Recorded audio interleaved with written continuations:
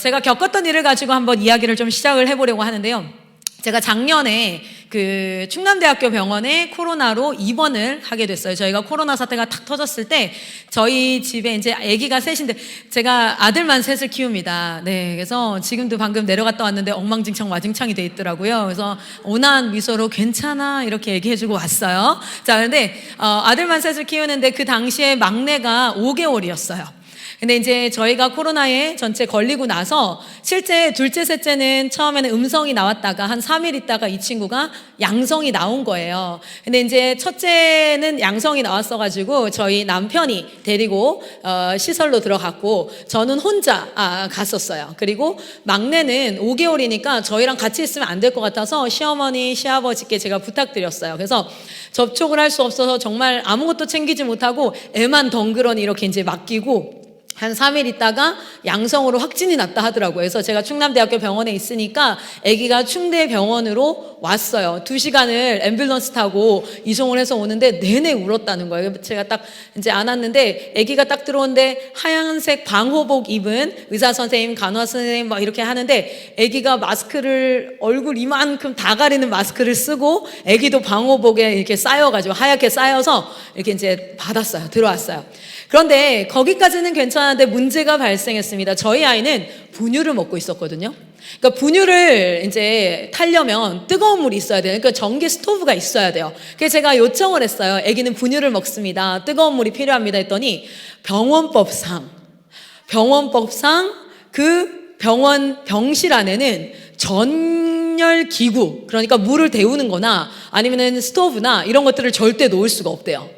화재 위험 때문에. 그래서 제가 물어봤어요. 그러면 이 갓난 아기는 분유를 안 먹으면 안 되는데 어떡하냐요? 그러니까 그 액상 분유를 먹으라고 하더라고요. 그래서 액상 분유를 제가 급히 시켰어요. 대전은 쿠팡이 되니까 로켓으로 막 겁내 빠르게 오니까 그게 시켰는데 중요한 건 이 액상 분유도 차가워요, 여러분. 액상 분유가 차가운데 얘를 좀 따뜻하게 할 방법이 없는 거예요. 실제 이 아이가 충남대학교 병원에 입원했을 때 최연소였거든요. 코로나 확진자로는. 근데 이 친구가 왔을 때 아주 건강했어요. 그리고 이제 열도 많이 나지 않고 콧물 조금 있는 상태에서 이렇게 했는데 아이가 이제 배가 고파니까 울잖아요. 그래서 울어서 분유를 먹이려고 액상 분유를 타서 이렇게 젖병에 부어서 주는데 차가우니까 원래 한 번에 200ml 정도씩 먹거든요. 200ml씩. 그런데 30 정도를 한 3-4번 빨다가 차가우니까 퇴뱉고 울기 시작하는 거야. 얘가 아무리 우는데 제가 줘도 차가우니까 안 먹어요. 울다가 지쳐서 잠들어요. 그런데 배가 고프니까 뭐 2시간, 3시간 넉넉히 자겠어요? 아니면 10분도 안 돼서 깨겠어요? 10분도 안 돼서 깨는 거예요. 30분도 안 돼서 깨는 거예요. 그래서 또 그거를 먹이면 차가워서 안 먹고 이걸 반복해서 원래 하루에 800에서 900을 먹던 친구가 병원에 입원하고 첫날 200도 안 먹었어요. 그러니까 얘가 배가 고프고 차가운 걸 먹으니까 설사를 하기 시작하는 거야. 코로나 증상이 나타나는 게 아니라 설사를 하고 너무 울어서 목이 쉬었어요, 갓난 아이가. 근데 이제 누구나 다 알아요. 의사 선생님도 얘기하는 거예요. 분유만 먹을 수 있으면. 저도 알아요. 제가 엄마거든요. 얘가 아픈 이유가 지금 코로나가 아니에요. 코가 막히거나 목이 아프거나 얘가 인후통이 있고 이게 아니에요. 그냥 분유만 따뜻한 걸 먹을 수 있으면 얘는 행복해. 그런데 병원 법이 그렇대요. 병원 법상 줄 수가 없대요. 그렇게 해서 4일간을 보냈는데 아이가 탈수가 오기 시작하는 거야. 코로나 때문에 이걸 꽂은 게 아니었어요. 수액을 꽂은 게 아니라 분유를 못 먹어서 애가 탈수가 오고 기운이 없어서 의사 선생님이 지금은 병실이 없어서 자택 치료를 많이 하잖아요. 그때는 자택 치료 개념이 전혀 없었어요. 증상이 없어도 다 센터에 들어갔었어요. 기억나시죠? 그렇게 증상이 하나도 없는데 무증상 환자다 라고 이야기하면서 어떻게 했어요? 다 센터로 들어갈 때이기 때문에 자택치료의 개념이 없었는데 그 충남대학교 소아과 저희 주치의로 계시던 의사 선생님이 내가 보증할 테니 혹시 이 사람들이 나가서 확진이 되면 다른 사람한테 이제 감염을 시키면 내가 보증할 테니 의사 선생님이 해서 저희를 특별 케이스로 자택치료를 허가해 줬어요. 그래서 자택치료를 한다고 저희 아시는 우리 이모영 장로님 집 2층에 집을 마련해 주셔서 갔는데 처음 가자마자 따뜻한 분유를 300을 먹더라고요. 얘가 코로나 때문에 아팠던 게 아니에요. 너무 배가 고파서 얘도 죽을 뻔한 거예요. 여러분 그날요 1,500을 먹었어요. 원래 애기들은요 1,000 이상을 먹으면 안 된다 얘기하는데 그날 1,500을 내리 먹더라, 내리. 그렇게 먹더니 여러분 아십니까? 5개월 된 아이가 10시간을 자요. 지도 너무 피곤했던 거야. 그리고 또 일어나서 또 먹고 그렇게 한 이틀 있더니 말끔하게 컨디션이 정상 컨디션이 됐어요. 여러분 제가 그때 무엇의 무서움을 알게 됐냐면 법이라는 게 이렇게 무서운 거구나. 대한민국이 법치 국가라고 하는데 법이 다스린다고 하는데 잘못된 법이 세워지는 순간 그 잘못된 법도 모든 사람에게 영향력을 미치게 되는데 우리는 그 법을 이길 수가 없구나. 여러분 그 자리에 간호사들도 안타까웠어요. 제가 어떻게까지 했냐면 알아요. 얘가 어떻게 하면 건강한지. 그래서 맨살에다가 그 우유를 애가 잠들면 겨드랑이에 배에다가 이렇게 해서 데웠어요. 옆에 뭐가 있냐면 라디에이터기가 있어요. 수건에다가 싸가지고 라디에이터기의 옆에서 그거를 데워서 어떻게든 따뜻하게 먹여보려고. 여러분 우리가 어떻게 하면 아이들이 살아나는지를 알고 있습니다. 그 시즌에도 그 시국에도 코로나 시국에도 어떻게 캠프를 했습니까? 라고 묻는다면 저는 그게 안 된다는 것을 알고 있었음에도 불구하고 그 2박 3일 캠프에 아이들이 와서 한 달 캠프에 아이들이 와서 말씀이 있고 성령이 역사하시고 기도하는데 사람이 안 바뀌는 게 기적이에요. 다시 얘기하면요 여러분 오늘날 많은 교회 다니는 부모님들이 우리 아이가 바뀌면 기적이에요 라고 얘기해요. 내 아이가 바뀌면 기적이에요, 대박이에요 이래요. 저는 반대로 얘기합니다. 하나님이 말씀하시고 말씀이 선포되어지고 천지를 창조하신 하나님의 말씀이 선포되어지고 하나님의 백성들이 마음을 다해서 하나님께 기도하고 성령께서 그 자리에 함께 하시는데 변화가 있지 않다면 그것이 기적이에요.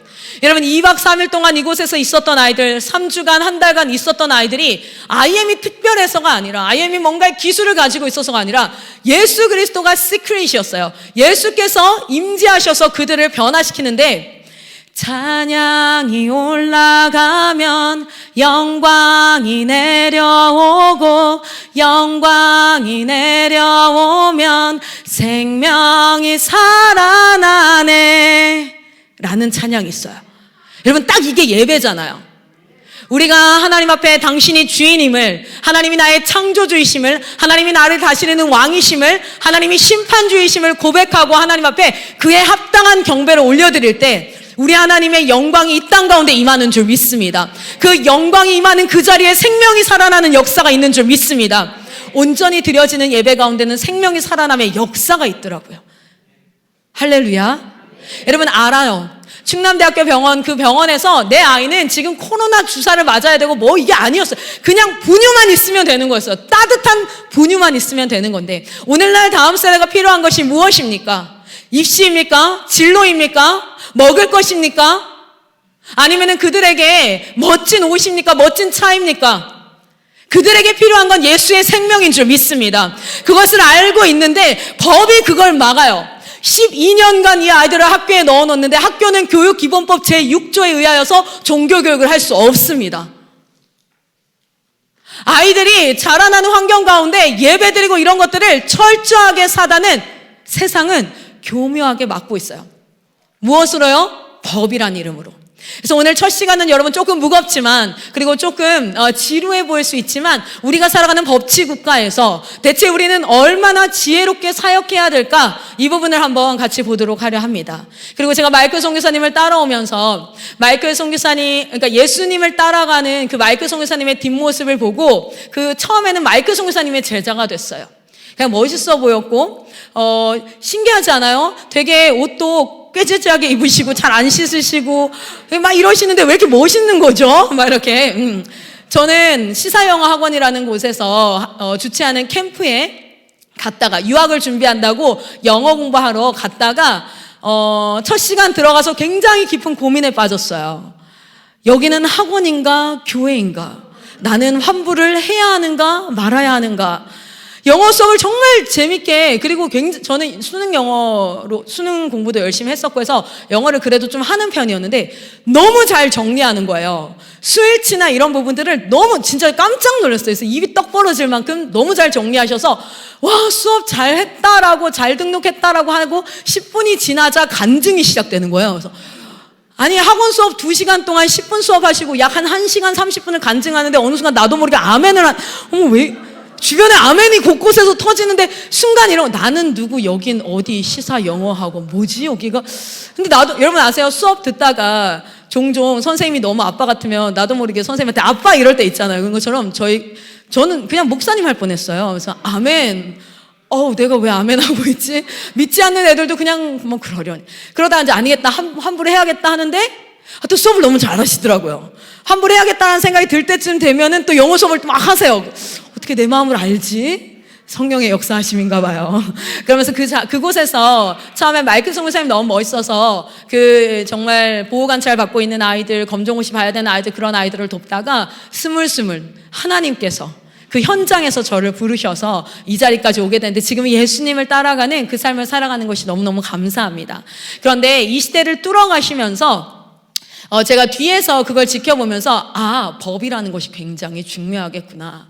그리고 그 부분에 대해서 뱀처럼 지혜롭게 알고 있어야 되겠구나. 그런데 거기에 굉장히 마이클 선생님 감각적으로 그 현장에서 성령께서 대처하도록 하셨고 저희가 지금 운영하고 있는 국제학교 시스템이 그러한 하나님의 인도하심 안에서 나왔습니다. 그래서 오늘은 먼저 오후 시간에 사전에 법에 대한 이야기를 조금 나눠보도록 하겠습니다. 제가 눌렀어요. 네네. 요 부분만 한번 보고 가도록 할게요. 일단 요것만 먼저 설명을 드리겠습니다. IM 선교회 한국 본부는요, 좀 작게 되어져 있지만, IM 선교회는 대한예수교 장로회 백석 대신에 속해져 있는, 인준되어진 선교회입니다. 그 선교회는 미국 지부, 필리핀 지부, 인도 지부, 유럽 지부, 중국 지부, 여러 지부를 두고 있는 가운데 한국에 헤드쿼터를 두고 있습니다. 저는 IM 선교회 본부에서 잘 보이시죠? 그냥 하겠습니다. 한국 본부에서는 법인 이름이 한국 다음 세대 살리기 운동 본부라는 법인으로 이제 대선시청에 등록되어져 있는 등록 법인으로 운영을 하고 있습니다. 여기 보시면 비영리 민간단체증, 여기는 이제 제가 대표로 해서, 그래서 한국에서는 카카오톡 채널에다가 뭔가를 문의를 하실 때 IM 선교회라고 치면 나오지 않고요. 한국에서는 한국 다음 세대 살리기 운동본부, 줄여서 한다살이라는 이름으로 IM 선교회 본부가 운영이 되고 있습니다. 그리고 IM 러닝이라는 정보통신 판매 사업자를 통하여서 온라인 강의라든지 이런 것들이 다 제공이 되어지고 있고, IM 북스 출판 사업자를 통하여서 저희가 이제 만들어내는 책들, 이런 부분들도 다 합법적으로 이렇게 이제 저희가 제공 드릴 수 있도록 진행을 하고 있습니다. 그래서 마지막 시대 한 사람을 전인격, 전인생, 전방향 선교사로 세워 선교 사명을 완수하는 일에 한국 본부는 다음 세대, 청년 세대, 기성 세대 부흥을 일으키며 기독교 교육과 캠프, 선교 등의 컨텐츠를 개발하여 현장 사역을 지역에 있는 많은 센터들이 하실 수 있도록 돕는 기관입니다. 자, PPT를 한번 좀 바꿔주세요. 요거는 제가 조금 있다가 그 뒤를 진행하도록 하고요. 오늘 법안에 대한 이야기를 조금 진행하겠습니다. 네, 오늘 대한민국 현행법과 다음 세대의 사역 전략에 대해서 보도록 하겠습니다. 실제 저는 미인가 대안학교를 운영해 오던 사람입니다. 미인가 대안학교를 운영해 오고 있었고, 대전시청은 10년간, 그러니까 지금으로 얘기하면 15년 정도를 저희가 미인가 대안학교로 IEM 국제학교라 운영하고 있다는 걸 알고 있었어요. 그 증거가 무엇이냐면, 검정고시를 저희가 대행을 할 때 IEM 국제학교로 위임장을 쓰고, 그리고 시청에서도 교육청에서도 그 IM 국제학교 미인가 대안학교의 위임장을 받아주셨어요. 그래서 저희가 있다는 것도 알고 있었고, 실제 지금 전국에는 약 870개, 제가 알고 있는 곳으로는 870개, 또 작은 곳, 큰 곳을 더하면 좀 더 많을 거다 예상을 하지만, 미인가, 그러니까 어떤 법안에도 들어가지 않은 형태로 운영하고 있는 대안학교가 많이 있습니다. 그런데 사회적인 이슈가 되어지고, 전교조가, 그러니까 여기 이제 보시면 제일 위에 보시면 전교조가 전교조 대전 지부가 IM 국제학교가 코로나 사태가 발생했을 때 대전 교육감을 직무유기로 고소를 합니다. 그랬더니 대전 교육감이 IM 국제학교를 초중등 교육법 위반, 학원법 위반, 방역법 위반은 이해됩니다. 그런데 이 학원법과 초중등 교육법 위반으로 형사 고소를 진행을 했어요. 그래서 저희는 초중등 교육법과 학원법인데, 이게 왜 그러냐면 근간이 되는 우리의 정체성이, 교회는 교회라는 종교 법인을 받지요. 고유번호증을. 그러면 그 법에 의하여서 그 공동체를 규정하게 돼 있는데 지금 현재 미인가 대안학교는 근간이 되는 법안이 하나도 없습니다. 자기가 속한 법안이 없기 때문에 고소가 들어가려면 이 기관이 학원이거나 아니면 학교거나 둘 중에 하나야 그 법 중에 하나로 처벌해 주세요라고 고소가 들어와요. 웬만한 미인가 대안학교들이 만약에 소송이 들어가면 학원 쪽에서 고소를 한다. 예를 들어 학원에서 우리 밥그릇이 뺏기는 것 같아. 그렇게 해서 고소를 하면 대다수 학원법으로 들어갑니다. 그럼 학원법으로 들어가면 거기서 패소를 하게 되면 진짜 그들이 학원이라고 인정이 되어지는 거예요. 너네는 학원이었어. 그러면 학원은 뭐가 있죠? 부가세. 개인 사업자니까 소득세. 그래서 세금 폭탄을 엄청 맞는 거예요.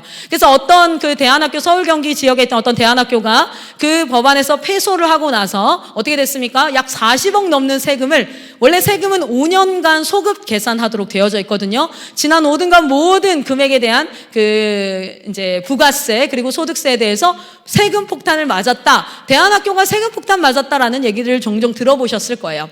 또 초중등 교육법은 세금으로부터는 조금 안전합니다. 왜냐하면 여기는 비영리거든요. 그런데 이거는 형량이 있어요. 형량이 3년 또는 3천만 원의 벌금이에요. 그래서 이거는 말 그대로 행정소송이 들어온 거기 때문에 국가율법을 너희가 어겼어. 그래서 이렇게 들어간다든지 뭐 이런 법안들 안으로 들어가는데 미인가 상태다라는 건 뭐냐면 보호받을 법안이 없다. 그래서 코에 걸면 코걸이가 되고 귀에 걸면 귀걸이가 되고 이 재판에 누구든지 들어갈 수 있는 상황이다. 라는 것을 지금 한국에 있는 대안학교는 그러한 상황입니다. 그래서 등록하지 않는다고 해서 특별한 불이익이 있나요? 라고 질문한다면 첫 번째는 우리가 합법적으로 교육할 권한이 없다는 거예요. 저희 나라는요, 모든 교육을 의무 교육으로만 제한하고 있습니다. 심지어 홈스쿨도 불법인 거 아시죠? 홈스쿨도 3회 이상 경고를 받으면 100만 원 정도의 벌금을 내도록 되어져 있어요. 그리고 실제 독일 같은 나라들도 홈스쿨은 무엇이다? 불법이다라고 이제 하고 있는데 우리나라 같은 경우에도 법상으로는 홈스쿨을 암묵적으로는 인정하는 분위기로 형성되어져 있으나 어쨌든 법상으로는 홈스쿨 또한 불법이다. 그래서 실제 학생들을 관리할 때 그냥 학교 밖 아이들로 처리를 해버립니다. 제가 지금 넘기고 있는데 그래서 자, 홈스쿨이나 대안학교나 지금 하면 첫 번째는 교육할 권리가 없고요. 그러니까 그것에 대해서 니네가 무슨 자격으로 교육해? 너 학원이야? 너 학교야? 아니면은 너네 지금 방과학교야? 뭐야? 어느 법안에 들어갈 거야? 이게 이제 항상 불안정한 상태이기 때문에 언제든 공격을 법적으로 받을 수 있는 상황이 되는 거고요. 두 번째는 그렇게 법안으로 들어가 있어야 그 법안에 해당되어지는 세금법이 적용이 돼요. 실제로 비영리 단체는 세금이 없지만 영리 단체로 들어가면 세금이 있고 뭐 이런 것들 그런 부분들이 있기 때문에 세금 문제가 사실은 재정 문제가 굉장히 큰 문제 중에 하나가 됩니다. 그래서 많은 대안학교들이 조금 사각지대에 놓여 있으면서도 쉬쉬하고 조금은 두려워할 수밖에 없는 상황 가운데 있는 것이 정확하게 그들을 규정하는 법안이 없기 때문에 자 그리고 세 번째는 만약에 재판이나 소송이 들어가면 법안이 없는 그러니까 자기를 보호할 만한 소속된 법안이 없는 근간이 되는 법안이 없는 팀은 그 소송에서 굉장히 불리해요. 왜냐하면 자기들을 안 그러면 자체 내의 정관이나 이런 부분들을 막 준비해야 되고 이렇게 하더라고요. 제가 지금 겪어보니까 자 그래서 한번 같이 보도록 할 텐데요. 지금 대한민국은 초중등 교육법이라는 그러니까 우리 다음 세대는 초등학생, 중학생, 고등학생으로 이루어져 있고 초등학생, 중학생은 뭡니까? 의무교육입니다. 이 의무교육이라는 건 의무교육을 시행하지 않았을 때는 처벌을 할 수 있다는 뜻이에요. 그리고 무상교육으로 진행되어지고 있고 고등학교는 무상교육이지만 의무교육이 아니에요. 그래서 자신이 원하면 자퇴를 할 수 있는 거예요. 그래서 초등학생, 중학생은 자퇴가 가능할까요? 안 할까요? 자퇴라는 개념이 없습니다. 그래서 뭐라고 얘기했냐면 정원 내 관리자는 학교를 다니는 아이들이에요. 정원 안에 있다. 학교 정원 안에 있다. 근데 학교 정원 밖에 그래서 정원 외 관리자를 뭐라 그래요? 학교 밖 아이들이다 라고 얘기하는 거예요. 자 보시면 교육기본법에는 이런 게 있습니다. 의무교육 6년의 초등교육과 3년의 중등교육으로 교육을 의무교육이라고 얘기하고 모든 국민은 의무교육을 받을 권리를 가진다. 그래서 이 취학의 의무를 반드시 다 해야 되는데, 모든 국민은 보호하는 자녀 또는 아동기 6세가 된다. 그러니까 만 6세가 되면, 우리나라로 얘기하자면 8세가 되면, 그 다음 해 8세가 되면 아이를 학교에 보내야 된다. 그런데 만약에 보내지 않으면 과태료를 물게 되는 거예요. 그래서 홈스쿨을 하든 뭘 하든 우리나라가 말하는 의무교육은 딱 하나입니다. 국가와 대통령이 지정한 초등학교, 중학교를 다니는 거예요. 그런데 제가 재판 들어가기 전에 우리 경찰 조사와 검찰 조사를 하면서 마지막 할 말이 없냐라는 이야기를 할 때 제가 이런 얘기를 했어요. 저는 초등학교 5학년 때 장애를 입었던 사람입니다. 반신마비가 돼서 갑자기 자고 일어났는데 마비가 와서 손이 꼬이고 다리 근육이 수축되어져서 절개됐어요. 그래서 제가 병원을 가서 2년간을 치료를 하면서 실어증을 앓게 되고, 친구들 같은 경우에 지금도 제가 표정을 보면 화면으로 보시는 분들은 약간 구안화사 같다, 입이 좀 돌아간 것처럼 조금 그렇다 이렇게 느끼시는 게, 여전히 그 마비 상태가 다 온전히 회복된 건 아니거든요. 그래서 친구들한테 많이 놀림을 받았어요. 리코더를 부는데 그냥 불어도 침이 흘러요, 리코더가. 그런데 제가 입이 돌아갔으니까, 다 마비가 됐으니까 침이 어디로 흐르겠어요? 리코더 안으로 흐르는 게 아니라 옆으로 흐르니까 옆에 남자애들이 막 더럽다, 몬스터다, 침 흘린다, 바보 같다 막 엄청 놀려서 제가 거의 뭐 왕따처럼 이렇게 지내고, 그렇게 하는 가운데 저는 예수님을 만났고, 그 예수님을 만나고 나를 사랑하지 못했던 나를 사랑하신 예수님 앞에 나를 사랑하는 것과 우리 가족과 이 모든 것들이 철저하게 회복되어져 가는 과정을 겪었기 때문에, 나는 내 아이에게 인생을 살아가는 데 있어서, 여러분 실제 그렇지 않습니까? 통장에 100억을 꽂아줘도 내 아이가, 저는 애를 임신했을 때 이런 생각이 들었어요. 와, 내 아이가 나와 같은 인생을 살아야 한다면 사람들 눈치도 봐야 되고, 어떤 상황에서는 진짜 막 모함을 당하기도 하고, 사랑을 베풀었는데 배신을 당하기도 하고, 우리가 인생을 살아간다는 게 막 행복한 일들이 더 많다기보다는 아닌 일들이 더 많고 힘든 거예요. 저는 그냥 그랬어요. 그래서 아기 첫째를 임신했을 때 굉장히 행복하고 기다려지는 것과 동시에 어떤 마음이 들었냐면, 내 아이가 그냥 하나님 곁에 있는 게 훨씬 낫지 않나, 이런 인생을 꼭 살아야 되나, 그렇게 아등바등하면서 내가 아무리 잘 살아가려고 해도 갑자기 막 질병이 막 찾아오기도 하고, 막 누가 나를 쥐어받기도 하고. 그래서 제가 아기 임신했을 때 3명 다, 아기 낳았을 때 셋 다 똑같이 했던 기도가, 제일 먼저 했던 기도가, 아기 딱 낳고 맨살 위에다가 핏덩이를 탁 올려주잖아요. 그때 이렇게 기도했어요. 하나님, 저 다른 거 욕심 안 부리고요, 딱 한 가지, 이건 진짜 욕심 부리고 싶어요. 10살 되기 전에 하나님 만나주세요. 제가 이 기도를 했어요. 내가 이 아이들에게 통장에 100억을 꽂아줘도 방법이 없더라고요. 100억 날아가면 끝이에요. 아무리 정말 멋진 대부, 좋은 사람, 인맥이 좋은 사람을 내 아들에게 연결시켜놔도 나 죽고 나면 어떻게 될지 몰라요. 그러니까 내 아들의 인생을 보장해 줄 수 있는 거 하나도 없는데 딱 한 가지 있는 거예요. 성령님께서 이의 주인 되시면 다 끝나는 거예요. 그래서 제가 세 아들 다 그렇게 기도했어요. 하나님, 욕심 부려요. 10살 되기 전에 인격적으로 만나 주시옵소서. 부모의 신앙이 아니라 얘가 예배 가운데 또는 말씀 가운데 하나님을 직면하기를 소망합니다. 그 기도를 이렇게 했었거든요. 어쨌든 그래서 제가 그 경찰분한테, 그리고 검사님한테 이렇게 얘기했어요. 2번을 실제 경찰에게는 3번 조사를 받았고 검찰 조사는 1번 받았는데, 총 4번의 조사마다 다 얘기했던 게, 나는 그렇게 예수님을 만나서 세상을 바라보던 이 모든 삐딱한 시선들, 나 자신조차 사랑하지 못하고 사람들이 나를 얼마나 개무시했는지 모른다. 나는 정말 왕따였고 인생을 살 그게 없었고, 실제 나는 죽을 수 없을까, 왜 태어났을까, 이런 생각을 하면서 살았는데,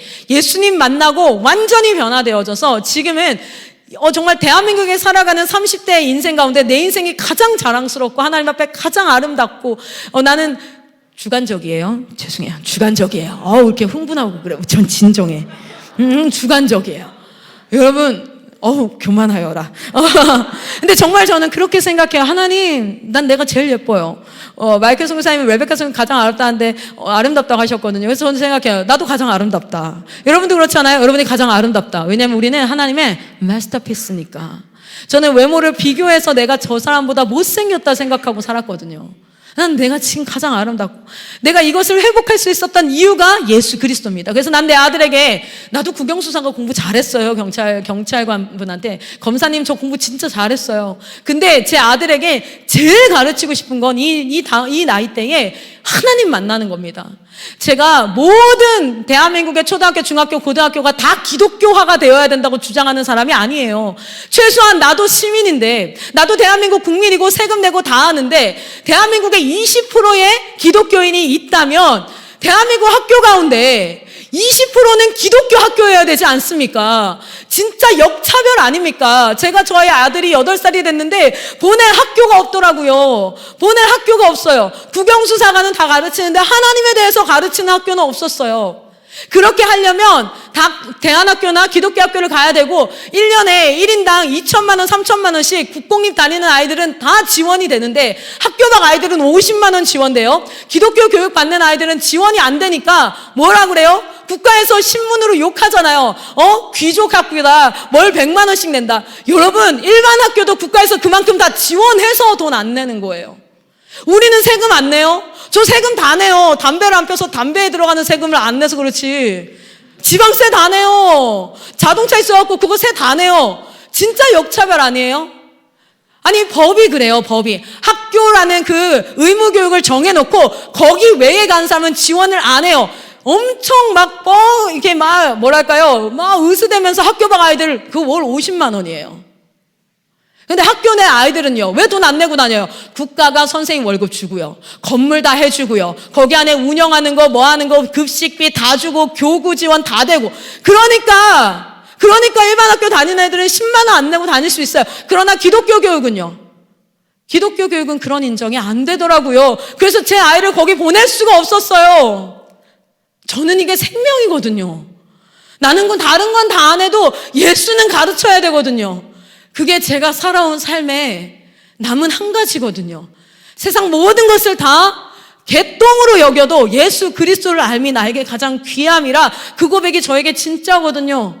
저는 이상한 사이비 집단에 돈 벌려고 하는 교육 사업하는 그런 사람이 아니고요. 난 내 아이가 예수님 만났으면 좋겠어요. 그리고 이 아이가 사회 속에서 멋진 그리스도인으로 사회에 이바지하며 살았으면 좋겠습니다. 그런데 나도 대한민국 국민인데 그런 학교 없더라고요. 그래서 했어요. 그걸 4번이나 동일하게 얘기했어요. 실제로 우리나라는 이렇게 취약의 의무 교육은 초등학교, 중학교, 국가와 대통령령이 정한 것을 제외하고는 안 됩니다. 자, 그런데 보시면 한 페이지만 더 넘겨주시면요. 네. 교육기본법이라는 게 있어요. 헌법 다음에 교육기본법. 그 교육기본법 안에 초중등교육법, 초중등교육법 안에 대안학교법이 들어가요. 상위법들에 다 하위법들은 소속되게 되어져 있습니다. 교육기본법 제6조에 국가와 지방자치단체가 설립한 학교. 이게 뭐예요? 의무교육학교예요. 의무교육, 우리 대한민국 국민이라면 반드시 보내야 되는 그 학교. 그 학교는 특정한 종교를 위한 종교교육을 하여서는 안 된다. 2007년도에 제정되어졌어요. 그리고 나서는 뭐 할 수 있어요? 신고할 수 있어요, 선생님을. 실제 유튜브에는 선생님을 신고하는 영상도 올라와 있어요. 학생 인권조례 막 되고 나니까 어떻게 해요? 부모님을 신고하는 영상도 올라오고 막 난리예요. 자, 조금만 더 가보겠습니다. 그래서 얘기하는 거예요. 우리는 교육 사업을 하는 게 아니다. 우리는 교육기관을 하는 게 아니라 성경적 세계관을 전수하는 공동체를 하고자 하는 것이다. 차라리 너희가 우리를 규정해라. 법이 없다면 우리가 존재하지 않냐? 대한민국의 국민으로서 존재하지 않냐? 그렇다면 이 법안을 만드는 것이 국가 공무원이에요. 헌법에 나와요. 국가 공무원은 무엇이다? 국민들을 이게 섬기는 뭐 이런 거다. 그러면 이걸 섬겨야 될 거 아닙니까? 라고 이야기를 하고 말 잘리고 나왔어요. 저희는 교육 사업을 하는 팀이 아니지 않습니까? 이 자리에 여러분 모이신 분들은 왜 제가 이 내용을 계속 얘기하냐면, 여러분 현장에서 실제로 믿지 않는 남편분들 설득할 때, 또는 믿는 분들이라 할지라도 여러 모양으로 법안에 대한 질문들을 하실 때 여러분이 답변을 하실 수 있어야 될 것 같아서 준비를 드려요. 자, 헌법이 있고 교육기본법이 있고, 그러니까 상위법입니다. 상위법이 헌법이죠. 교육기본법, 초중등교육법, 그리고 그 안에 대안학교가 있어요. 그러니까 교육기본법 제6조는 대안학교에도 동일하게 적용이 된다는 뜻이에요.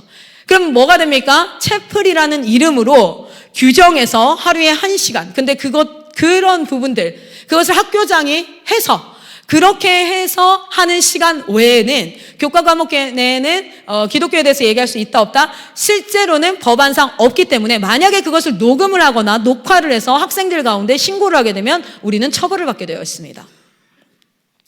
자, 보시면 초중등교육법 3조 이제 여기서부터 한번 가보도록 할게요. 그리고 대안학교가 있고, 여러분 다음 세대 교육을 하는 데 있어서 기독교에서 대안학교를 하는 이유는 다른 이유 없지 않습니까? 신앙을 전수하기 위함인 줄 믿습니다. 그런데 여기에 들어갈 수 있는 법안이 대안학교와 대안교육기관법이란 두 가지가 있어요. 자, 그런데 이 둘 다 저희 공동체, 그러니까 우리가 하고자 하는 것을 규정할 수 없는 것은, 첫 번째는 보면 대안학교 같은 경우는 그냥 학교입니다. 그렇기 때문에 교사라고 얘기하고 있죠. 이 교사라는 것은 선생님도 얘기하지만 교사에서는 두 가지가 의미가 있어요. 이 법안을 보실 때 첫 번째는 선생을 의미하고요, 두 번째는 학교 부지를 이야기합니다. 교사, 학교 부지. 학교 부지에 대해서는 안전, 방음, 뭐 여러 가지 이제 시설 설비들이 다 되어져 있고요. 실제 반드시 옥외 체육장이 있어야 되고요. 옥외 체육장은 120명 이하일 때 1,500제곱미터여야 합니다. 1,500제곱미터는 평수로 계산하자면 430평이나 440평 정도가 돼요. 그러니까 대안학교나 이런 것들을 하려면 일단 운동장이 400평 넘는 운동장이 있어야 되고, 그 옆에 보시면 이제 학생 수별 그 장소 면적 또한 120명 이하일 때 초등학생은 1,500평, 중학생은 2,000평이어야 돼요. 그러면 못해도 120명 이하의 대안학교를 운영할 때 학교 건물이 몇 평이어야 되냐면 800평이 넘어야 된다라는 것을 의미하는 거예요. 요 건물이 800평 조금 넘습니다. 그러니까 이 정도를 개인이 소유하고 있지 않은 한 대안학교는 할 수 없다는 걸 얘기하는 거겠죠. 자, 그리고 초중등교육법은 기본적으로 교육과정에 보시면 교육부 장관이 정한 교육과정상의 수업 시수를 국어와 사회 또는 역사, 그 국정교과서 가운데 나오는 내용들을 100분의 1, 100분의 50, 그러니까 50% 정도는 수업을 해야 됩니다라고 이게 개정이 됐어요. 자, 이건 무엇을 의미하냐면 법이 처음 만들어질 때는 러프하게 만들어져요. 그런데 시간이 지나면서 법이 계속해서 어떻게 되죠? 개정이 됩니다. 예를 들어 요양원을 운영하는 데 있어서 작년인가요? 저작년인가요? 밀양에서 굉장히 큰 요양원에서 불이 났어요. 그런데 그 요양원에 할머니, 할아버지들이 이렇게 움직이다가 떨어지니까 요거를 묶어놨었다가 그분들이 빠져나오기가 너무 어려워가지고 막 큰 화재 사건으로 뉴스에 떠들썩하고 나니까 현행법이 바뀌어버립니다.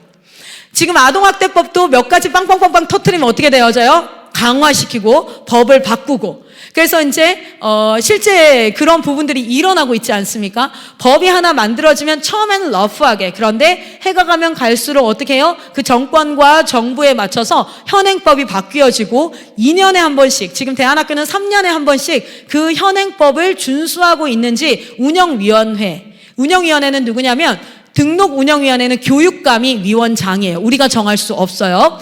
교육감이 심사를 해서 학교를 닫을지 열지를 결정할 수 있다라고 법안에 나와요. 자, 우리 사이트 한번 열어주시면요.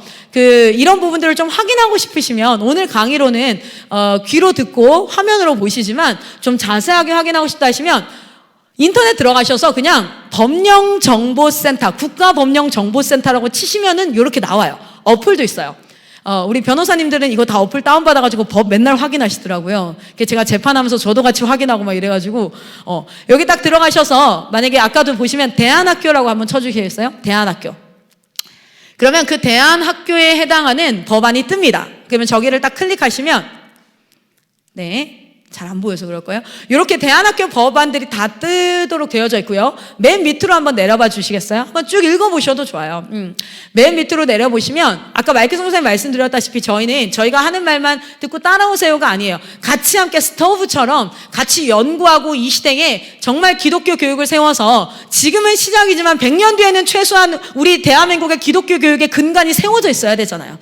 그때 우리가 싸웠다, 우리가 이것을 위해서 수고했다라는 그 자부심이 있기를 바랍니다. 그래서 같이 한번 봤으면 좋겠는데 맨 밑으로 가시면요, 뭐 부칙이나 이런 것들, 그 밑에 보면 교사 기준 면적 따로 파일이 나와 있죠. 이렇게 나와 있고 5개 체육관의 기준 면적 이런 것들도 다 추가 파일로 나와 있어요. 자, 저기 검색에다가 두 번째 대한교육기관 이렇게 한번 쳐보시겠어요? 자, 지금 일반 의무 교육의 학교가 아니라 그 외에 우리를 규정하려고 국가가 내어놓은 법이 두 가지. 하나는 대안학교법인데요. 대안학교법은 실제 기독교에서 하는 많은 분들이 문턱을 넘을 수 없을 만큼 그냥 일반 학교입니다. 일반 학교로 지어지고 있어요. 자, 대안교육기관입니다. 그래서 내놓은 게 조금 완화시켜서 웬만한 미인과 대안학교들이 다 들어올 수 있었으면 좋겠어 해서 만든 게 뭐냐면 대안교육기관이에요. 여기 보시면 대안교육기관 법률 한번 클릭해 보세요. 여기도 이제 들어가셔서 한번 쭉 확인하시면 됩니다.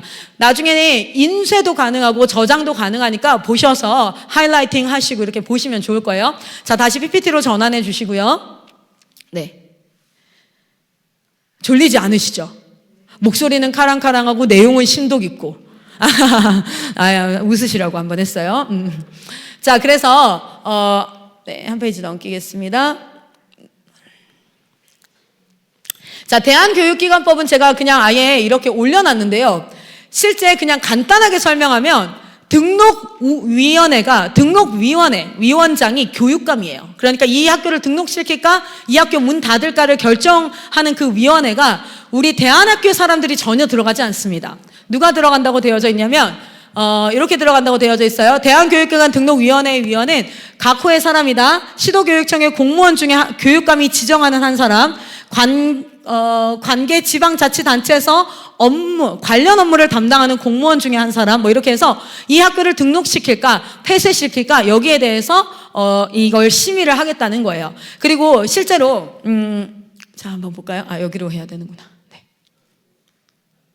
가봅시다. 우리가 이게 잘 되는 걸로. 그리고 대한교육기관법은요, 설립과 운영에 있어서 외국 대학 입학을 주된 목적으로 하거나 주된 언어가 외국어 교재인 경우에는 불가하다고 되어져 있는데, 이게 왜 우리에게 그러냐면, 여러분, 많은 대안학교가 채플과 큐티를 하고 나서 국영수사가 교과목을 가르칠 때에는 뭐합니까? 일반 교재를 썼어요. 그런데 여러분, CBOP 교육을 조금이라도 들어보신 분들은 아실 거예요. 사실은 인본주의나 물질주의나 이 상대주의가 어디에서 아이들에게 교육되어지는 걸까요? 그 교과서 내에 있는 예화와 내용들 안에서 들어가는 거예요. 그래서 우리는 창조적 그리고 기독교적 세계관을 가진 교재가 필요합니다. 자, 봅시다. 우리는 세상의 교육을 하지 않겠습니다 만큼이나 중요한 게 뭐예요? 그러면 초등학교 1학년부터 12학년까지 기독교적 세계관으로 쓰여진 교과서가 있냐는 거예요. 뭘 가르칠 거야? 라고 얘기했을 때 우리나라는 그 교재가 있을까요? 없을까요? 실제 기독교가 시작되어진 지 채 100년 조금 남짓됐다고 해요. 그러면 그 기독교 교재가 한국어로, 그리고 심지어 1학년에서도 레벨 12까지 다 없어요. 그래서 대다수 기독교적 세계관을 가진 교재들을 어디서 가져오고 있죠? 미국에서요. 그래서 밥 존슨, 아베카라든지 알파 오메가, SOT 여러 기독교적 세계관으로 아름답게 쓰여진 책들이 있는데, 그런 책들은 사용할 수가 없다는 겁니다. 그러니까 우리는 신앙교육을 하고 싶은 것인데, 사실상 신앙교육이 추가되는 것은 플러스 알파로 하라는 거예요. 채플로 드리고 큐티라고, 나머지는 그냥 일반으로 하라는 거죠. 기독교 대안학교 교과서는 대다수 영어로 아직 번역이 안 된 상태이고, 실제 우리나라 교재로 만들어져야 되는. 그래서 마이클 송사님 계속해서 강조하는 게, 본부의 역할을 하면서 컨텐츠를 만듭니다 하는 것은 10년 뒤에, 20년 뒤에는 기독교 대안학교에서 할 수 있는, 기독교 교육 공동체에서 할 수 있는 레벨 1부터 12까지의 교과서 컨텐츠가 나오기를 소망합니다. 우리 아이들에게 저희 그 교육 과정 가운데 요거는 제가 지금 좀 얼른 법령을 마무리하고 오후 시간에 조금 있다가 저희가 뭘 가르치는지, 그래서 그 안에 교재가 어떤 탁월함이 있는지, 우리가 그냥 예배드리고 말씀을 공부하고, 그리고 과학에서는 진화론을 배우거나 거기에 상응하는 하나님이 전혀 없는 물질주의, 빅뱅으로 시작해서 하는 물질 만능주의의 그런 교육이 아니라, 하나님이 창조하신 것이 과학을 배우고 나면 하나님의 창조가 더 위대해지는. 실제로 제가 고등학교 때 저는 이과였어요. 이과였는데 항상 궁금증이 있었어요. 곱창 좋아하시죠? 저 곱창 엄청 좋아하거든요. 우리 또 순대 먹으면 허파 이런 거 엄청 맛있잖아요. 근데 여러분, 우리 몸에 있는 위나 대장도 성분이 같아요. 근데 어떻게 우리는 소의 위는 소화를 시키고 내 위는 소화가 안 될까? 소의 대장은, 돼지의 대장은 소화시키고 나는 소화가 안 될까? 난 그게 참 궁금했거든요. 그런데 어느 날 과학 수업을 듣는데 이렇게 얘기하는 거예요. 우리가 음식물을 씹으면 자작작용이 일어나서 막 씹으면 아밀라제가 막 나와가지고 얘한테 막 묻혀서 소화가 된다는 거죠. 그리고 목으로 꿀꺽꿀꺽 넘어가면서 식도를 넘어가면 아밀라제가 분포되어지고 나면 그 다음 위에서 소화액이 나와서 이것을 소화시킬 준비를 하는데 그 전에 어떤 일이 발생하냐면 이 머리에서 어떤 물질을 분비시키라고 한다는 거예요. 그게 뭡니까? 위를 보호하는 뮤신이라는 그런 액이 나와요. 그 액이 뭐예요? 모든 소화액으로부터 뭐해요? 내 위를 보호하게. 그러면 이제 다른 물질이 들어와서 소화가 될 때 내 위는 소화가 안 돼요. 그런데 우리가 이 뮤신이 항상 나오냐? 계속 끊임없이 나오냐? 그렇지 않다는 거예요. 바이오 리듬이 있어서 하루에 3번 정도 나올 수 있을 만한 적정량이 매일같이 만들어진다는 겁니다.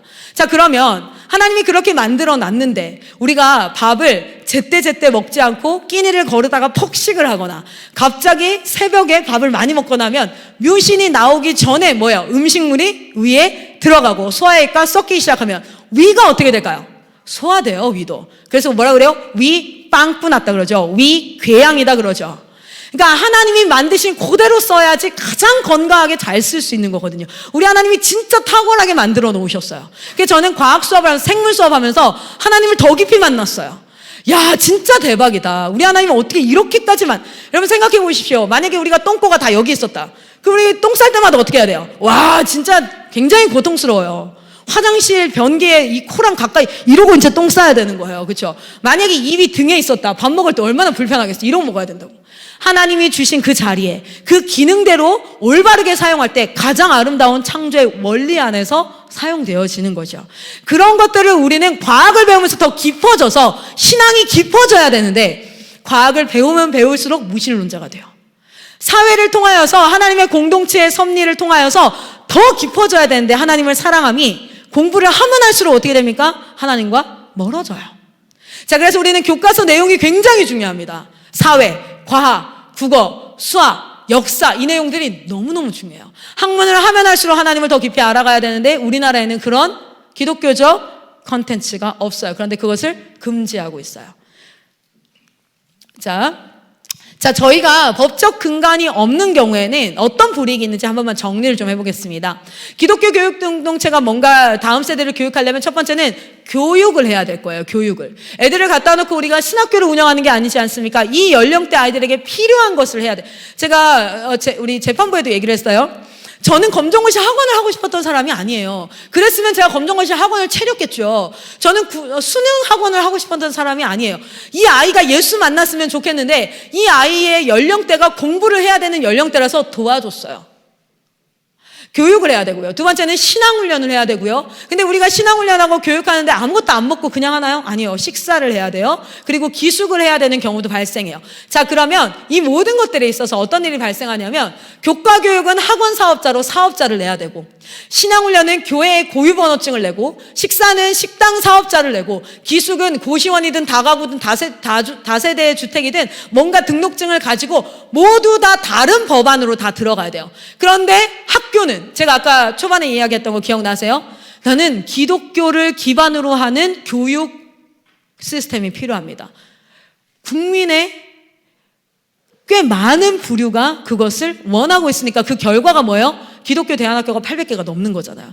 그런데 거기에 대한 법안은 만들지 않으면서 저희를 법적으로 규정하려고 했을 때 이런 일이 발생해요. 그러면 우리가 이 교육을 하려면 이렇게 다 나눠서 아예 사업자 운영을 해버려야 되는 거예요. 그래야지 합법이 됩니다. 어머나. 또는 이 법안에 따라서 다 세금 문제가 발생해요. 교육기관은 비영리 단체이고 세금을 내지 않습니다. 왜냐하면 비영리거든요, 말 그대로. 우리도 동일해요. 그런데 우리에게는 뭐예요? 너네는 그런 너희를 규정할 수 있는 공동체 없어. 그런 법안 없으니까 야, 식당 사업 들어가고 학원 사업 들어가고 다 저기로 들어가서 합법적으로 해. 이거는 오히려 불공평해요. 자, 그리고 그러다 보면 학생들의 신분을 보장할 수 없어요. 여러분, 제가 제일 슬펐던 게 뭔지 아세요? 저희가 재판에 들어가 있다 보니까 저희 요 교육하는 아이들이 초창기에는 지금은 그렇지 않은데 국가 공무원이 누가 나오면 숨어야 되는 거예요.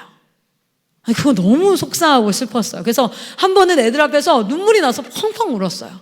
애들이 오히려 위로하더라고요. 쌤 재밌어요. 괜찮아요. 난 너무 속상한데 진짜. 학생들의 신분. 그런데 이런 대한민국 현실 가운데 제가 이제 마이크를 좀 놓고 마이크 송교사님에게로 좀 마이크를 바꾸도록 이제 우리 마이크 송교사님 턴이 되는데요.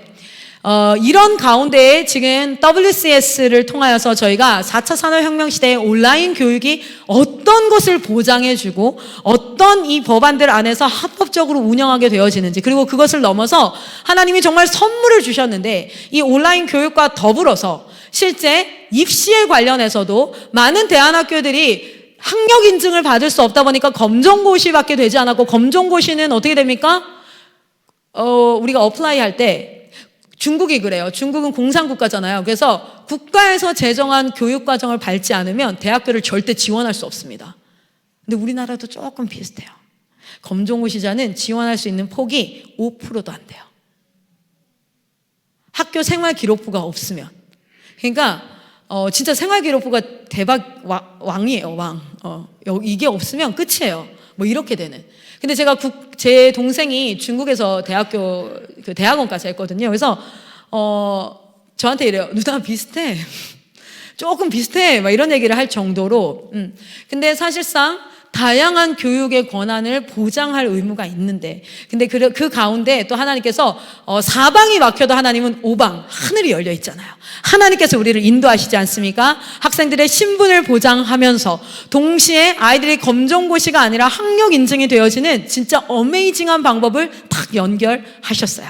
자, 그 다음 시간은 또 사람이 좀 바뀌어야 지루하지 않겠지요. 마이크 선교사님 하시고 그 다음 제가 또 이어서 가도록 할 텐데, 잠깐 마이크 선교사님 초대해서 어떻게 하나님께서 MOU를 이어가시고 또 어떻게 지금 저희가 교육하고 있는지 들어보도록 하겠습니다. 박수로 환영해 주세요.